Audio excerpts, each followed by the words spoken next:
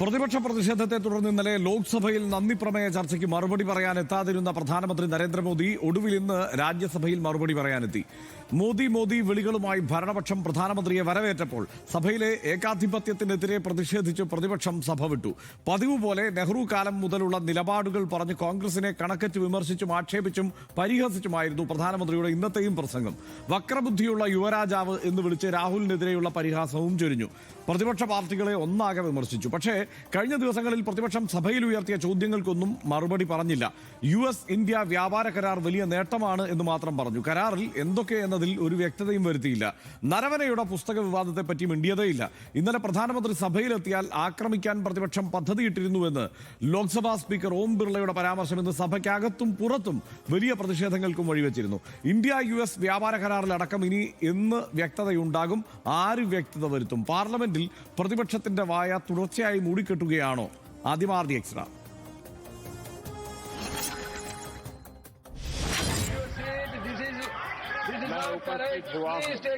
പ്രധാനമന്ത്രിയുടെ പ്രസംഗം തുടങ്ങിയ ഉടൻ പ്രതിപക്ഷം സഭ ബഹിഷ്കരിച്ചു. പ്രതിഷേധിച്ച് തളർന്നവർ ഇറങ്ങിപ്പോയെന്നായിരുന്നു പ്രധാനമന്ത്രിയുടെ പ്രതികരണം. പ്രസംഗം തുടർന്ന മോദി രാജ്യത്തിന്റെ സമ്പദ് വ്യവസ്ഥ വളർന്നതിനെ കുറിച്ച് സംസാരിച്ചു. ഇന്ത്യ നിരന്തരം ചെറുപ്പമാവുകയാണെന്നും പറഞ്ഞു. 9 വലിയ രാജ്യങ്ങളുമായി വ്യാപാര കരാർ ഉണ്ടാക്കിയെന്ന് പറഞ്ഞ പ്രധാനമന്ത്രി US-ഉം യൂറോപ്യൻ യൂണിയനുമായുള്ള കരാറുകളെ പറ്റിയും പരാമർശിച്ചു. കോൺഗ്രസിനെതിരെ രൂക്ഷമായ വിമർശനമാണ് മോദി തുറന്നുവിട്ടത്. പ്രധാനമന്ത്രിയെ ആക്രമിക്കാൻ കോൺഗ്രസ് പദ്ധതിയിട്ടെന്ന് കടുത്ത ആരോപണം ലോക്സഭാ സ്പീക്കർ ഓം ബിർള രാവിലെ സഭയിൽ ഉന്നയിച്ചു. നന്ദി പ്രമേയ ചർച്ചയ്ക്ക് മറുപടി പറയാൻ എത്തിയാൽ ആക്രമിക്കാനുള്ള പദ്ധതി അറിഞ്ഞ് താനാണ് മോദിയോട് മാറി നിൽക്കാൻ പറഞ്ഞതെന്ന് ഓം ബിർള പറഞ്ഞു. പ്രധാനമന്ത്രിയുടെ ഇരിപ്പിടത്തിന് അടുത്തേക്ക് കോൺഗ്രസിന്റെ വനിതാ എംപിമാർ നീങ്ങിയതോടെ തനിക്ക് ലഭിച്ച വിവരം ശരിയാണെന്ന് മനസ്സിലായെന്നും സ്പീക്കർ ചൂണ്ടിക്കാണിച്ചു. പ്രതിപക്ഷം ഇതിനെതിരെ ശക്തമായ പ്രതിഷേധമുയർത്തി. ഇന്ദിരാഗാന്ധിയെയും സോണിയാഗാന്ധിയെയും അപമാനിച്ച നിഷികാന്ത് ദുബൈക്കെതിരെയാണ് വനിതാ എംപിമാർ പ്രതിഷേധിച്ചതെന്നാണ് കോൺഗ്രസിന്റെ വിശദീകരണം. IDX rap news Malayalam.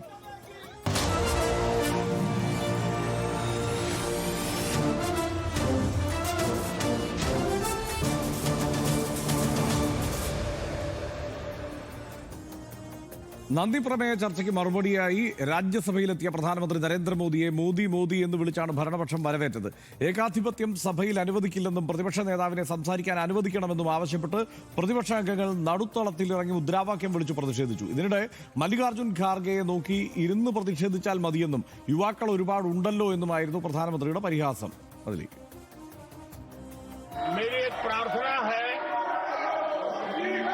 आदरणीय खड़गे जी की उम्र देखते हुए वो बैठ करके भी नारे बोल सकते हैं तो अच्छा होगा, ताकि उनको कष्ट न हो.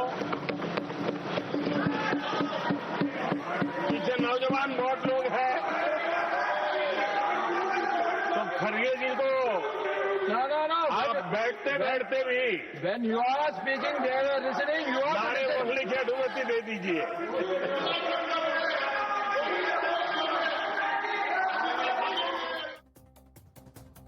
കോൺഗ്രസിനെ ദളിത് വിരുദ്ധരും സിഖ് വിരുദ്ധരും ന്യൂനപക്ഷ വിരുദ്ധരും എല്ലാമായി ചിത്രീകരിക്കും വിധമായിരുന്നു പ്രധാനമന്ത്രിയുടെ പ്രസംഗം. ലോക്സഭയിൽ ചർച്ച നടത്താൻ അനുവദിക്കാത്തത് ആദിവാസി വിഭാഗത്തിൽ നിന്ന് ഉയർന്നു വന്ന രാഷ്ട്രപതി സ്ഥാനത്തെത്തിയ വനിതയെ കോൺഗ്രസ് അപമാനിക്കുന്നതിന് തുല്യമാണ് എന്ന് മോദി ആരോപിച്ചു. സിഖ് വിഭാഗക്കാരനെ രാഹുൽ വഞ്ചകൻ എന്ന് വിളിച്ചു. ആന്ധ്രയിൽ നിന്നുള്ള ദളിത് അംഗത്തെയും അസമിൽ നിന്നുള്ള അംഗത്തെയും കടലാസടക്കം എറിഞ്ഞ് കോൺഗ്രസ് അപമാനിച്ചു എന്നും നരേന്ദ്രമോദി പറഞ്ഞു.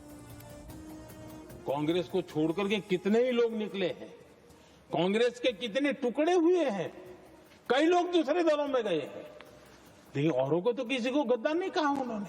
लेकिन कल सांसद को गद्दार इसलिए कहा क्योंकि वो सिख थे, और कांग्रेस के अंदर जो कूट कूट करके सिखों के प्रति नफरत भरी पड़ी है ना, उसका वो अभिव्यक्ति थी. कि कल जो हुआ इसी सांसद की गरिमा के अनुरूप नहीं था. हमें खेद है.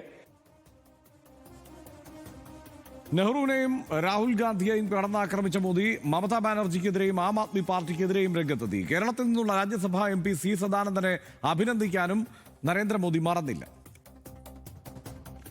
एक तरफ ये दृश्य है और दूसरी तरफ हमारे सदानंद जी मास्टर का दृश्य है. राजनीतिक विद्वेष के कारण उनके दोनों पैर काट दिए गए. भरी जवानी में दोनों पैर काट दिए. कटे हुए पैर से जिंदगी गुजार रहे हैं, लेकिन संस्कार इतने ऊंचे हैं कि वाणी में भी अपशब्द नहीं निकलता है, बर्तन में भी कटुता नजर नहीं आती। US-ഉം യൂറോപ്യൻ യൂണിയനുമായുള്ള കരാറുകളെ പറ്റി പ്രധാനമന്ത്രി പരാമർശിച്ചെങ്കിലും കരാറിൽ എന്ത് എന്നതിൽ വ്യക്തത വരുത്തിയില്ല. ഇന്ത്യ-US കരാർ എല്ലാ വിഭാഗം ജനങ്ങൾക്കും നേട്ടമാകും, ലോക വിപണിയാണ് ഇന്ത്യക്ക് മുന്നിൽ തുറക്കുന്നത് എന്ന് മാത്രമാണ് മോദി പറഞ്ഞത്. अमेरिका के साथ अभी हुआ जो ट्रेड डील हो, और कल हमारे पीयूष जी ने सदन में विस्तृत जानकारी भी दी है, खुल करके इस ट्रेड डील का तारीफ कर रहा है। और उसमें जब यूरोपियन यूनियन के साथ ट्रेड डील हुआ तो विश्व को भरोसा हुआ कि अब वैश्विक स्तर पर स्थिरता की संभावना बढ़ेगी। अमेरिका के साथ ट्रेड डील होने के बाद विश्व को और भरोसा हो गया कि जो स्थिरता के एहसास हो रहा था, अब गति का भी एहसास होने लगा है। റൈറ്റ് സിധു, ഈ നെഹ്റുവിന്റെ കാര്യം പോക്കാണെന്നുള്ള കാര്യം എനിക്ക് നേരത്തെ ഉറപ്പായിരുന്നു. പക്ഷേ ഈ ട്രേഡ് ഡീലിനെ കുറിച്ച് എന്തെങ്കിലുമൊക്കെ പരാമർശങ്ങൾ പ്രധാനമന്ത്രിയുടെ ഭാഗത്തു നിന്ന് കൂടുതൽ ഉണ്ടാവുമെന്ന് സേതു പ്രതീക്ഷിച്ചിരുന്നോ? ഞാൻ ഉറപ്പായും പ്രതീക്ഷിച്ചിരുന്നില്ല. കാരണം ഇന്നിപ്പം 1.5 മണിക്കൂറോളമാണ് പ്രധാനമന്ത്രി രാജ്യസഭയിൽ സമയമെടുത്ത് കാര്യങ്ങളൊക്കെ വിശദീകരിച്ചത്. കേന്ദ്ര സർക്കാരിന്റെ നേട്ടങ്ങൾ എണ്ണി പറഞ്ഞ് കോൺഗ്രസിനെ കണക്കിന് വിമർശിച്ചുകൊണ്ടുള്ള ഒരു പ്രസംഗം. അതിൽ ഈ കരാറുകളൊക്കെ ഇത് പെരിഫറലായിട്ട് പറഞ്ഞു പോയി എന്നുള്ളതല്ലാതെ അദ്ദേഹം അതിൽ കാര്യമായിട്ടൊന്നും പറഞ്ഞില്ല. അങ്ങനെ പറയുമ്പോൾ ഞാൻ കരുതിയതുമില്ല. കാരണം രാജ്യസഭയിൽ ഒരു കരാറിന്റെ വിശദാംശങ്ങൾ പ്രധാനമന്ത്രി വിശദീകരിക്കേണ്ട ആവശ്യമില്ല എന്നുള്ളതാണ് ഒന്നാമത്തെ കാര്യം. ഇതുവരെ അങ്ങനെ വിശദീകരിച്ചിട്ടുമില്ല. കാരണം ഈ രാജ്യങ്ങൾ തമ്മിൽ ഒരു കരാറിൽ ഏർപ്പെടുമ്പോൾ ആ കരാറുകൾ സഭയിൽ വന്ന് ഒരു രാജ്യത്ത്, ഇന്ത്യയിൽ നിന്നല്ല, ഒരു രാജ്യത്തും സഭകളിൽ ചർച്ച ചെയ്യാറില്ല. പിന്നെ ഈ പരത്തി പറയണ്ട, സഭയിൽ പറഞ്ഞില്ലെങ്കിൽ കൂടി കാര്യങ്ങളൊക്കെ നേരത്തെ തന്നെ പുറത്തു വരും. അല്ല, കാര്യങ്ങൾ പറയേണ്ട ഉത്തരവാദിത്തം ആർക്കാ? അത് വിദേശകാര്യ മന്ത്രാലയത്തിന് അതിന്റെ ഉത്തരവാദിത്തം. അതിന്നിപ്പോ വിദേശകാര്യ സെക്രട്ടറി പറഞ്ഞു, അദ്ദേഹം തന്നെ അതിൽ വ്യക്തത വരുത്തി. ഒരു 5 ദിവസം കാത്തിരുന്നാൽ നമ്മളെ പറയുന്ന പോലെ 2 രാജ്യങ്ങളിലെയും ആളുകൾ വന്ന് അതിലെ സംയുക്ത പ്രസ്താവന നടത്തും. ഈ നമ്മളിപ്പം എല്ലാ കരാറുകളും നടക്കുമ്പോൾ അങ്ങനെയാണല്ലോ, സംയുക്ത പ്രസ്താവനകളിലൂടെയാണല്ലോ കാര്യങ്ങൾ അറിയുന്നത്. ഇപ്പം അവസാനമായിട്ട് നമ്മുടെ രാജ്യം ഒപ്പിട്ട്, ഇപ്പം ഈ ഇന്ത്യ-US ട്രേഡ് ഡീലിന് തൊട്ട് മുൻപ് നമ്മുടെ രാജ്യം ഒപ്പിട്ട കരാറുകളുടെ മാതാവെന്ന് വിശേഷിപ്പിച്ച യൂറോപ്യൻ യൂണിയനുമായിട്ടുള്ള കരാറാണ്. നമ്മുടെ രാജ്യം യൂറോപ്യൻ യൂണിയനിലേക്ക് നമ്മുടെ രാജ്യം തുറന്നു കൊടുക്കപ്പെടുകയാണ്. ആ കരാറിനടുത്ത സമയം എത്രയാണ്? 15 വർഷക്കാലം. 15 വർഷക്കാലം 20 വർഷത്തിനടുത്തായി. ഓക്കെ, അതെ, പലവട്ടം നിന്നു അല്ലെ? അപ്പം അത്രയും കാലം എടുത്ത് തുടങ്ങിയ ഒരു കരാറാണത്. ആ കരാറിന് ശേഷം, ആ ചർച്ചകൾക്ക് ശേഷം ആ ഒരു കരാറിലേക്ക് എത്തിപ്പെട്ടു. ആ കരാറിലേക്ക് എത്തിപ്പെട്ടിട്ട് അതിനെങ്ങനെയാണ് അതിനെ വിശദീകരിച്ചത്? 2 രാജ്യങ്ങളുടെയും ഒപ്പിട്ട ആളുകൾ വന്ന് നിന്ന് മാധ്യമങ്ങൾക്ക് മുന്നിൽ ഇക്കാര്യങ്ങൾ പറയുകയാണ് ചെയ്തത്. ഇതുവരെയുള്ള കരാറുകളെല്ലാം ഒപ്പിട്ടപ്പോഴും അങ്ങനെ തന്നെ ഒരു സമീപനമാണ് ചെയ്തത്. അതായത് ഇപ്പം ഇന്ത്യ-US ട്രേഡ് ഡീലിന് മാത്രം എന്തിനാണ് അതിന് മാത്രം ഇങ്ങനെ ഒരു വ്യക്തത ചോദിക്കുന്നതെന്നുള്ള കാര്യം മനസ്സിലാവുന്നില്ല. ഇനി 2 കാര്യങ്ങളിലാണല്ലോ ഇപ്പം കാർഷിക മേഖല, അതേപോലെ തന്നെ മറ്റൊന്ന് റഷ്യയിൽ നിന്നും എണ്ണ വാങ്ങുന്ന കാര്യം. ഇതിലാണല്ലോ ഈ പ്രധാനപ്പെട്ട പ്രശ്നങ്ങൾ നിലനിൽക്കുന്നത്. ഇപ്പം EU-വുമായിട്ട് നമ്മൾ ഒപ്പിട്ട കരാറിലും കാർഷിക മേഖല തുറന്നു കൊടുത്തിട്ടുണ്ട്, അഗ്രികൾച്ചർ സെക്ടർ തുറന്നു കൊടുത്തിട്ടുണ്ട്. 10% അഗ്രികൾച്ചർ സെക്ടർ തുറന്നു കൊടുത്തത്. ഈ ചർച്ചകൾക്ക് ശേഷം ഇവിടുത്തെ കർഷകരെ പരിഗണിച്ചുകൊണ്ട്, കാരണം ഇതൊരു കാർഷിക രാജ്യമാണെന്നും ഇവിടുത്തെ കർഷകർക്ക് ആശങ്കയുണ്ടെന്നുമുള്ള കാര്യം പറഞ്ഞുകൊണ്ട് 10% ഈ കരാറിൽ ഇന്ത്യ തുറന്നു കൊടുത്തത്. നമ്മൾ ഈ പറയുന്ന പോലെ US-മായി ഇന്ത്യ ഒപ്പിട്ട കരാറിന്റെ ഈ ഡീറ്റെയിൽസ് ഒന്നും ഇതുവരെ നമ്മൾ ഈ സംസാരിക്കുന്നത്, ഇവിടെ വലിയ വിവാദങ്ങളും ചർച്ചകളും ഒക്കെ നടക്കുമ്പോഴും ഇതിന്റെ പൂർണ്ണ രൂപം നമുക്ക് ആർക്കും ലഭ്യമല്ല. ഇത് ഒരു കാർഷിക വിരുദ്ധമായി ഒരു നീക്കം മോദി സർക്കാർ നടത്തുമെന്ന് ഞാൻ കരുതുന്നില്ല. കാരണം ഇവിടുത്തെ കർഷക പ്രക്ഷോഭത്തിന്റെ ചൂടറിഞ്ഞ ഒരു മുന്നണിയാണ് ആ രാജ്യം ഭരിച്ചുകൊണ്ടിരിക്കുന്നത്. അതുകൊണ്ട് തന്നെ കർഷക വിരുദ്ധമായി എന്തെങ്കിലും ആ മുന്നണിയുടെ ഭാഗത്തു നിന്ന് ഉണ്ടാകുമെന്ന് ഞാൻ ഇപ്പോഴും കരുതുന്നില്ല. 5 ദിവസം വരെ വെയിറ്റ് ചെയ്യാം. ഒരു ജോയിന്റ് പ്രസ്താവന നടക്കുമല്ലോ, അതിന് ശേഷം തീരുമാനിക്കാം എന്താകും ഇതിലുള്ള കാര്യമെന്ന്. രണ്ടാമത്തേത് റഷ്യൻ എണ്ണയുമായി ബന്ധപ്പെട്ടുള്ള കാര്യമാണ്. റഷ്യൻ എണ്ണയുമായി ബന്ധപ്പെട്ടുള്ള ഇന്ന് തന്നെ ദിമിത്രി പെസ്കോവ് പറഞ്ഞതേ, റഷ്യയുമായി ഇപ്പോ മറ്റൊരു രാജ്യവുമായി ഇന്ത്യ ഡീലിൽ ഏർപ്പെടുന്നത് അത് റഷ്യയുമായുള്ള ബന്ധത്തെ ഒരു തരത്തിലും ബാധിക്കില്ല. റഷ്യയിൽ നിന്നും ഇന്ത്യ എണ്ണ വാങ്ങുമ്പോൾ തന്നെ മറ്റു രാജ്യങ്ങളിൽ നിന്നും ഇന്ത്യ എണ്ണ വാങ്ങുന്നുണ്ട്. അത് റഷ്യയെ ഉന്നം വച്ചുള്ള ഒരു നീക്കമല്ലെന്ന് റഷ്യൻ വക്താവ് ദിമിത്രി പെസ്കോവ് പറയുകയാണ്. ഇന്ത്യയിൽ നിന്ന് അതിനൊരു ഒഫീഷ്യൽ സ്റ്റേറ്റ്മെന്റ് ഇതുവരെ വന്നിട്ടില്ല. അത് വരാത്തതിനുള്ള കാരണം എപ്പോഴും അത് ഇന്ത്യയിലെ ഇതുവരെയുള്ള കരാറുകളുടെ രൂപം എടുത്തു നോക്കിയാലും ഏതൊരു കരാറിൽ ഈ രാജ്യം ഒപ്പിട്ടാലും ആ രാജ്യം ഒപ്പിട്ട കരാറിന്റെ ഡീറ്റെയിൽസ് പറയുന്നത് സംയുക്ത പ്രസ്താവനയിലൂടെയാണ്. ആ സംയുക്ത പ്രസ്താവനയ്ക്ക് വേണ്ടി വെയിറ്റ് ചെയ്യൂ എന്നുള്ളതാണ് എൻ്റെ ഇപ്പോഴത്തെയും ഒരു നിലപാട്. പിന്നെ രണ്ടാമത്തെ കാര്യം MM നരവനെയുമായി ബന്ധപ്പെട്ടുള്ളതാണ്. MM നരവനെ വിഷയത്തിൽ പ്രധാനമന്ത്രി കരാറിൽ ഇപ്പോഴത്തെ ഈ ഇന്ത്യ-US ഡീലിൽ എന്തെങ്കിലും പറഞ്ഞാലും നരവനയുടെ കാര്യത്തിൽ വാ തുറക്കുന്നുള്ള കാര്യം എനിക്ക് ഉറപ്പായിരുന്നു. കാരണം അതൊരു ചട്ടലംഘനമായിട്ട് കൊണ്ടുവന്ന ഒരു സാധനം മാത്രമാണ് രാഹുൽ ഗാന്ധിയുടെ താല്പര്യപ്രകാരം കൊണ്ടുവന്ന ഒരു സാധനം. കാരണം ഒരു നയപ്രഖ്യാപന പ്രസംഗം, അതിൽ രാഷ്ട്രപതിക്ക് നന്ദി പ്രമേയം ചർച്ച എടുക്കുന്ന ഒരു സമയത്ത് ഈ ബജറ്റിലെ എന്തോരം കാര്യങ്ങൾ സംസാരിക്കാനുണ്ട്, അതൊന്നും സംസാരിക്കാതെ, ആ വിഷയങ്ങളൊന്നും പറയാതെ, ഇവിടെ ഈ പ്രതിപക്ഷം എന്ന് പറയുന്നത് ജനശബ്ദമായിട്ട് ഈ പ്രവർത്തിക്കേണ്ട ആളുകളാണ്, ജനങ്ങൾക്ക് വേണ്ടി സംസാരിക്കുന്നവരാണ് പ്രതിപക്ഷം. അങ്ങനെ ജനങ്ങൾക്ക് ആശങ്കയുണ്ടെന്ന ഈ ബജറ്റിൽ, പ്രതിപക്ഷം ഭരിക്കുന്ന സംസ്ഥാനങ്ങൾക്കൊന്നും കിട്ടിയിട്ടില്ലെന്ന ഈ ബജറ്റിൽ അതൊന്നും സംസാരിക്കാൻ എടുക്കാതെ അച്ചടിക്കാത്ത ഒരു പുസ്തകവും പൊക്കി പിടിച്ചുകൊണ്ടാണ് രാജ്യത്തിന്റെ പ്രതിപക്ഷ നേതാവ് വരുന്നത്. ആ സഭയെ അലങ്കോലമാക്കുന്നത്. അതിനെന്തിനാണ് പ്രധാനമന്ത്രി മറുപടി പറയുന്നത്? നരവനയ്ക്ക് പ്രശ്നമില്ല, കേന്ദ്ര സർക്കാരിൽ വേറെ ആർക്കും പ്രശ്നമില്ല, ഇതൊരു വിവാദമായിട്ട് ഉയർന്നു വന്നിട്ട് അതൊരു നിയമ നടപടിയില്ല, ഒന്നുമില്ല. അതിനാകെ പ്രശ്നമുള്ള രാഹുൽ ഗാന്ധിക്കും പ്രതിപക്ഷത്തിനും മാത്രമാണ്. പ്രതിപക്ഷത്തിനും പൂർണ്ണത്തിൽ എല്ലാവർക്കും അതിൽ പ്രതിഷേധത്തിന്റെ പങ്കില്ല. അപ്പൊ അങ്ങനെയുള്ള കാര്യത്തിന് രാജ്യസഭയിൽ എന്തിന് പ്രധാനമന്ത്രി നരേന്ദ്രമോദി മറുപടി നൽകണം? അതിനൊരു ആവശ്യമില്ലെന്ന് തന്നെയാണ് ഇപ്പോഴും എന്റെ നിലപാട്. പിന്നെ പ്രധാനമന്ത്രി നരേന്ദ്രമോദി ഈ വിഷയങ്ങളിലൊന്നും മറുപടി നൽകുമെന്ന് ഞാൻ നേരത്തെയും പ്രതീക്ഷിച്ചിരുന്നില്ല. അങ്ങനെ തന്നെയായിരുന്നു അദ്ദേഹത്തിന്റെ ഇന്നത്തെ നടപടികൾ മുന്നോട്ട് പോയത്. റൈറ്റ്. അപ്പോൾ ഇതിലൊരു പ്രശ്നം, ഇപ്പോൾ ഞാൻ ഒരു കാര്യത്തിൽ ഇപ്പോൾ ഈ വിഷയത്തിൽ തന്നെ കുറച്ച് ദീർഘമായി ചർച്ച കഴിഞ്ഞു വരുന്നതുകൊണ്ട് ഒരു കാര്യം പറയാം. അതിൻ്റെ മറ്റ് കാര്യങ്ങളിലേക്ക് കടക്കുന്നില്ല. ഇതിപ്പോൾ ഇതിൻ്റെ വിശദാംശങ്ങൾ ഇനി വരാനിരിക്കുന്നതേ ഉള്ളൂ, വൈകാതെ വരും എന്ന് ഇപ്പോൾ ഇവരെല്ലാവരും പറയുന്നു. പക്ഷേ റഷ്യൻ എണ്ണ വാങ്ങുന്നതുമായി ബന്ധപ്പെട്ടുള്ള കാര്യത്തിൽ ഞാനിപ്പോൾ സേതു പറഞ്ഞതിനോട് യോജിച്ചുകൊണ്ട് ഒരു കാര്യം പറയാം. റഷ്യൻ എണ്ണ വാങ്ങരുത് എന്നും വാങ്ങില്ല എന്നുമൊക്കെയുള്ള, വാങ്ങരുത് എന്നുള്ളത് അമേരിക്ക പറയാൻ തുടങ്ങിയിട്ട് കുറച്ച് കാലമായി, ട്രംപ് പറയാൻ തുടങ്ങിയിട്ട്, വാങ്ങുന്നില്ല, ഇനി വാങ്ങില്ല എന്നുള്ള ഒരു ഫൈനൽ പ്രഖ്യാപനം ഇപ്പോഴായി. ഇതിനിടയ്ക്ക് സംഭവിച്ച ഒരു കാര്യമുണ്ട്. റഷ്യൻ എണ്ണ വാങ്ങിക്കൊണ്ടിരുന്നത് വെട്ടി ചുരുക്കി ഏതാണ്ട് അതിന്റെ അവസാന ഘട്ടത്തിലേക്ക് ഇന്ത്യ ഓൾറെഡി എത്തിച്ചു കഴിഞ്ഞു. നേരത്തെ വാങ്ങിക്കൊണ്ടിരുന്നതിൽ നിന്ന് റഷ്യൻ എണ്ണയുടെ അളവ്, വാങ്ങുന്ന എണ്ണയുടെ അളവ് കുറച്ചുകൊണ്ടാണ് വരുന്നത്. അത് വൈകാതെ ഏതാണ്ട് പൂർണ്ണമായി, ചിലപ്പോൾ ഈ 2%, അത് പഴയ 2%, വേണമെങ്കിൽ അത് എത്തിച്ചേരാം. സ്വാഭാവികമാണ്. ഇനി ഇന്ത്യക്ക് എന്തൊക്കെ പറഞ്ഞാലും ഇതൊക്കെ കൊണ്ട് ആത്യന്തികമായി മെച്ചപ്പെട്ട ഒരു ഡീല് കിട്ടിയിരിക്കുന്നു ഇപ്പോഴത്തെ ലോക സാഹചര്യത്തിൽ. അമേരിക്ക ഈ ട്രംപിനോട് ഇടപെടുമ്പോൾ ഇങ്ങനെയല്ലാതെ മറ്റെങ്ങനെ ഇടപെടും? അയാളൊരു ഈ അലവലാതിയോട് ഇടപെടുമ്പോൾ എങ്ങനെ ഇടപെടാൻ പറ്റും എന്നുള്ളതിൻ്റെ ഒരു അങ്കലാപ്പ് ഒരുപക്ഷെ സർക്കാരിനുണ്ടാവാം എന്നൊക്കെ നമുക്ക് അംഗീകരിക്കാം. പക്ഷേ ആവശ്യമില്ലാതെ പ്രതിപക്ഷത്തെയും മറ്റുള്ളവരെയും എല്ലാം തൊടുന്നതിനും പിടിക്കുന്നതിനും രാജ്യദ്രോഹികളെന്ന് വിളിക്കരുത്. ഇപ്പം നരവനയുടെ കേസിൽ തന്നെ എടുക്കാം. നമുക്ക് എന്താണ് അവിടെ നിന്ന് തുടങ്ങാം, നമുക്ക് ട്രേഡിലേക്ക് പിന്നെ വരാം. അതായത് ഗാൽവാൻ താഴ്വരയിലേക്ക് ചൈനീസ് ടാങ്കുകൾ വരുന്നു, അവർ ഒരു ആക്രമണം നടത്തും എന്നോ അവർ വലിയ രീതിയിൽ ഇന്ത്യൻ ഭാഗത്തേക്ക് കടന്നു കയറുമെന്നോ ഒക്കെ ബോധ്യമുള്ളതുകൊണ്ടാണ് സൈന്യം ഇങ്ങനെ കിടന്ന് നിലവിളിക്കുന്നത്. ഏത് രാഷ്ട്രീയ നേതൃത്വം എങ്ങനെയെങ്കിലും ഒന്ന് പ്രതികരിച്ച് കിട്ടണം, എന്താണ് നടപടി സ്വീകരിക്കേണ്ടതെന്ന് പറയണം എന്ന്. അത് പറയുന്നില്ല. അത് പറയാതെ വരുമ്പോൾ എന്താണ്, അദ്ദേഹം അവസാനം പറയുകയാണ്, നിങ്ങൾ തീരുമാനമെടുത്തോ എന്ന് പറയുമ്പോൾ ചൂടുള്ള ഒരു ഉരുളക്കിഴങ്ങ് എടുത്ത് എൻ്റെ കയ്യിൽ വെച്ച് തന്ന പോലെ ഞാൻ പൊള്ളുകയാണ് എന്ന് അദ്ദേഹം പറയുകയാണ്. ഏറ്റവും ദൈർഘ്യമുള്ള ദിവസമായിരുന്നു എൻ്റെ ജീവിതത്തിൽ അത് എന്ന് പറയുന്നത് വേറെ ആരുമല്ല, ഇവിടുത്തെ കരസേനാ മേധാവിയാണ്. അദ്ദേഹം പറഞ്ഞിട്ടുണ്ട് എന്നുള്ള കാര്യത്തിൽ ഇപ്പോൾ തർക്കമൊന്നുമില്ല, സംശയമൊന്നുമില്ല. നരവനയ്ക്ക് പരാതി ഉണ്ടോ എന്നുള്ളതൊക്കെ രണ്ടാമത്തെ കാര്യമാണ്. നരവനെ അത് എഴുതി വെച്ചിട്ടുണ്ട് ഒരു പുസ്തകത്തിൽ. ആ പുസ്തകം പ്രസിദ്ധീകരിച്ചാലും ഇല്ലെങ്കിലും അദ്ദേഹം എഴുതിയ പുസ്തകമാണ് അത്. നേരത്തെ തന്നെ അതിൻ്റെ പ്രീ ബുക്കിംഗ് ഓർഡറുകളെല്ലാം നേരത്തെ തന്നെ നടപ്പാക്കി കഴിഞ്ഞിരുന്നു. അത് പക്ഷേ ഇപ്പം പിടിച്ചു വച്ചിരിക്കുന്നു, സർക്കാരിൻ്റെ അനുമതി ഇല്ലാത്തതുകൊണ്ട് പബ്ലിഷ് ചെയ്യാൻ പറ്റുന്നില്ല. എന്തായാലും ഇത് എഴുതിയതാണ്. അപ്പോൾ അവിടെ രാജ്യദ്രോഹപരമായ നമ്മുടെ അഭിമാനബോധത്തെ, ഓരോ പൗരൻ്റെ അഭിമാനബോധത്തെ കുത്തുന്ന തരത്തിലുള്ള ഒരു നടപടി സർക്കാരിൻ്റെ ഭാഗത്തു നിന്ന് ഉണ്ടായിട്ടുണ്ട് എന്നുള്ള ഒരു ആരോപണം ഈ കരസേനാ മേധാവി മുന്നോട്ട് വയ്ക്കുമ്പോൾ അതിന് മറുപടി ഈ രാജ്യത്തിന് കേൾക്കേണ്ടതുണ്ട് എന്നുള്ള കാര്യത്തിൽ ഒരു തർക്കവുമില്ല. അത് പ്രധാനമന്ത്രി ഇപ്പോൾ പറയുമോ എന്നുള്ളതല്ല എൻ്റെ പ്രശ്നം. അത് ഏത് വിധത്തിലായാലും അതിന് മറുപടി വരേണ്ടതുണ്ട്. പ്രധാനമന്ത്രി ഇന്ന് പറയില്ല എന്ന് എനിക്കും ഉറപ്പായിരുന്നു, ഇന്ന് ആ കാര്യത്തെക്കുറിച്ച് സംസാരിക്കില്ല എന്നുള്ളത്. പകരം നെഹ്റുവിനെയും കുറച്ചുകൂടെ കടത്തി ഇന്ദിരാഗാന്ധിയെ ഇന്ന് കടന്നാക്രമിച്ചിട്ടുണ്ട് എന്നുള്ളതും വാസ്തവമാണ്. പക്ഷേ ഈ കാര്യത്തിൽ അദ്ദേഹം മറുപടി പറയില്ല എന്നുറപ്പാണ്. പക്ഷേ രാജ്യത്തിനത് കേൾക്കണം, ആ കാര്യത്തിൽ തർക്കമൊന്നുമില്ല. ഇനി രണ്ടാമത്തെ കാര്യം, കരാറുമായി ബന്ധപ്പെട്ട കാര്യത്തിലേക്ക് വന്നാൽ എന്താ പ്രശ്നം? ഞാൻ കരാറിൻ്റെ മറ്റു കാര്യത്തിലേക്ക് ഒന്നും, കാരണം നമ്മൾ പല ആവർത്തി ചർച്ച ചെയ്തു. ഈ പറഞ്ഞ കാർഷിക മേഖലയിൽ നമുക്കുള്ള സംശയങ്ങൾ നമ്മൾ ചർച്ച ചെയ്തു. അമേരിക്കയിലുള്ള സകല മന്ത്രിമാരും ഇറങ്ങി നിന്നിട്ട് ഇതാ ഇന്ത്യൻ കാർഷിക വിപണി, ഇന്ത്യൻ വിപണി നമ്മുടെ കാർഷിക മേഖലയ്ക്ക് തുറന്നു കിട്ടിയിരിക്കുന്നു എന്നൊക്കെ അവിടെ പറയുന്നു. അപ്പം ഞാൻ സേതു പറയുന്നത് അങ്ങ് വിശ്വസിക്കാം.